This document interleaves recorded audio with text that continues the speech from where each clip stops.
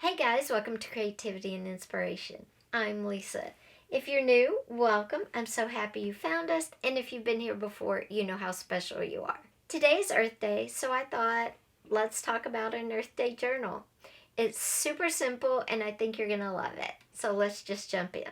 Hey guys, okay, so we are talking all about Earth Day friendly junk journals. And honestly, when junk journals were made totally from scraps around the home, they were very Earth Day friendly. And then they started morphing into different things, which happens, and that's great. I love making junk journals. I love making digital kits. It's all fun. But today is Earth Day, so I'm going to go back to the roots of the junk journal. And I'm going to give you a couple of options for creating a junk journal. And the first one we're going to talk about, first we're going to start with the overall journal. And my first suggestion is reusing covers and any pages out of signatures that you don't use in one journal. When you're done with it, reuse them in another and reuse the cover. And you're like, wait, how do I do that? Well, one, you don't sew them in. This is called a flow journal because they're not sewn in to the cover. I have these attached with rubber bands. You can use twine, yarn, whatever you want. So when I get done with this journal, which is serving as my social media journal, all I have to do is take out the signatures by just removing them with their rubber band. Now, if I go through here and there's some things in here, some pages that were just decorative that I didn't write on and I didn't use, I can pull them out and reuse them in another journal. That's very Earth Day friendly, and I'm not wasting because I am still using them over and over again. And you might be like, okay, but that's very spring. What if you're doing a fall winter journal now? That's fine. What I'll do is I'll still pull these out of the used signatures, all the pages that weren't used, and save them in a file or a box. So when spring rolls around again, I have them and can put them back in. That's simple. Now, another great idea for a junk journal, especially on Earth Day, is using junk mail magazines, junk mail catalogs, or old magazines or catalogs. Now, this is junk mail. This came in my mail, and this would be perfect. If you don't get junk mail, or maybe you would rather a magazine, you can find used magazines at used bookstores, and you may be like, yeah, but I'm paying for it. When this, and don't go buy a brand new magazine, but buying a used magazine is perfectly fine. Plus, did you know that at the used bookstores, any magazines that aren't sold within a certain amount of time are trashed? They're trashed. They can't be recycled. They're trashed. So going to a used bookstore and buying old magazines to use in junk journals or as a junk journal is perfectly awesome. You can also find old magazines at thrift stores, at estate sales, garage sales. Even sometimes if you drive down your road and your neighbors put out their trash, you can find boxes of old magazines. So just look around because there's a lot of options for junk journals in magazines, and there's a lot of ways to find either free or very low cost used or old magazines. So this is the junk mail magazine I'm going to use today for our example. But you may be going, okay, that's a little big. I don't like my junk journals that big. And I get that. Sometimes you get magazines or junk catalogs that are much smaller in your mail. And that's awesome. But if you end up with one of these, this one is, I think it's about 8 by 10.5. So it is pretty big and not a usual junk journal size. So all you have to do is cut it down. And sometimes, I don't know, I've talked to people and they're like, but it's going to fall apart. No, it's not. I think they get a roadblock because it comes in their junk mail already together. It comes as junk mail, and they think if they cut it apart, it's going to be like messed up. No, cut it down to whatever size you want. If you want to make a traveler's notebook, that is like a 4 by 9 or 8, do that. If you want to make a 5 by 7, whatever you want to do, cut it down. And if in your trimming cutting you seem to cut off one of your staples, that's okay. Just find the center and staple it some more, or do a stitch when you're done with the whole thing.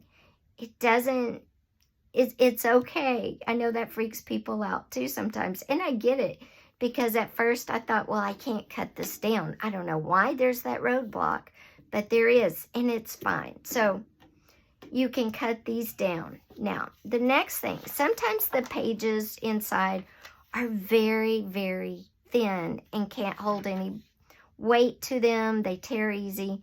So what you will want to do is decide, is your paper thick enough or not? Now, this one surprisingly is made on some really good paper. I'd say it's like 24 pound, which will work. But if you get one and it's really flimsy, just glue 2 or 3 of your pages together to make one page. That's all you have to do. Then, so it's not too bulky, whether you glue pages to make a page or not, count out 3 pages and tear out 2. That's my standard. Then I'll count out 3 more pages, but watch it, they stick together. And then I'll tear out 2 more. And I'll do that all the way till I get to the end.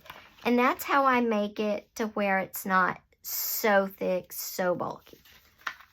So let's go ahead and cut this down real quick.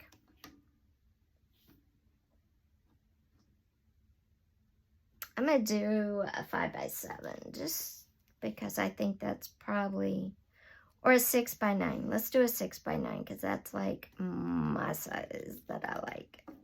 6 by 9.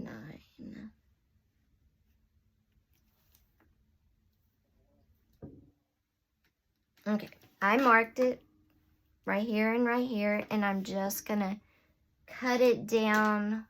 Now, I'm lucky because I'm doing 9 inches tall. I may end up with all 3 of my staples. But if I didn't, it's no big deal either. Okay.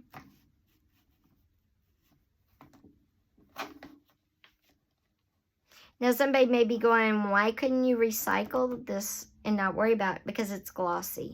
It's glossy and has a lot of ink. And apparently those are 2 no-nos for recycling. Just if you didn't know.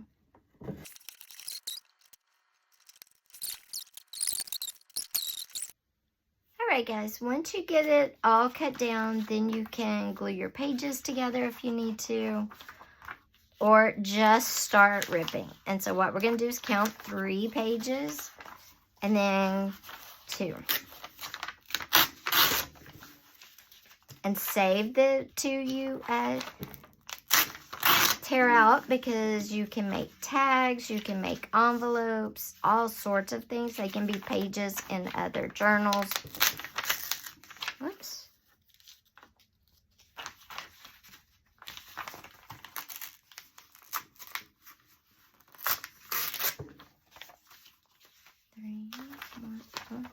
And sometimes that happens where some will come out automatically, and that's fine too.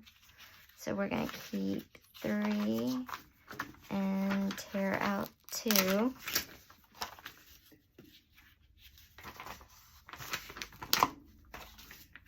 And because it is a, junk mail, it's going to be a little more flimsy than, say, a magazine. But what you can do is reinforce your spine. Okay, so once you get all your pages out, just set those aside because, like I said, you can use them in this journal. You can use them in other journals. Now we have a very thinned down, smaller version of our original junk mail. And we can make our journal from it. And if your spine is a little, loose, just use some clear tape down the back and down the center, or just down the back. Restaple it if you need to. Sometimes what happens is you pull one page out on one side so the other page isn't as stable. Just attach them in however you need to. Now, from this, you decorate as normal. How would you decorate it? Well, you would obviously use what's in your stash, because you don't want all these pages, I'm sure. So you could cover this with whatever you have in your stash. Another great way to decorate magazine journals, one is if you have any signatures that you're done with and you have papers in here that you didn't write on or use, you could pull those out of the signature and then just glue them to your pages in here. Something else you could use is if you have old notebooks that you made, like, say, a lot of notes on and you aren't going to use them anymore, you can tear these pages out and glue them on to these pages as well. You could also, if you have any blank notebook paper, you could use that in these. So there's a lot of options for decorating a junk mail journal without buying anything. You could also collage paper on, music paper, book pages, a mixture of different things, whatever and however you wanted your junk mail journal to look like. Now, I'm going to show you an example that I did. This is one I made a few years ago, and it actually came this size. I didn't have to cut it down, but the pages were really thin. So what I did was I glued 3 together so they would be thicker. And then, as you can see, I covered them with some white paper. This was old copy paper or printer paper that I had. But I also collaged some book pages on. So I have a mixture in this one of white and collaged. The cover is actually scrapbook paper that I had. See? And I just covered it with clear packing tape. And the inside is like cardboard off of the back of a spiral notebook, because the cover was just as flimsy as the pages. So I wanted to cover them. I wanted to reinforce the cover, especially because it would be open and closed a lot. And this is what, after you do your pages, this is what your junk mail magazine catalog journal will look like. And then you just decorate it however you want. You could use it as an art journal. You could use it as a glue book. You could use it as a regular journal. You just have to use your imagination, and everybody's idea and how it looks will look differently. But those are some great ways to make a true Earth Day friendly junk journal.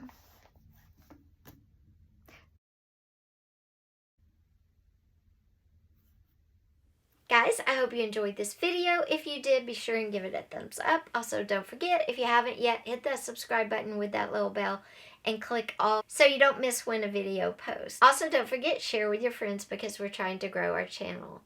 Leave me a comment down below. Have you made any junk journals out of magazines or junk mail recently? I would love to know. Thanks for being here today, guys. Take care. Bye-bye.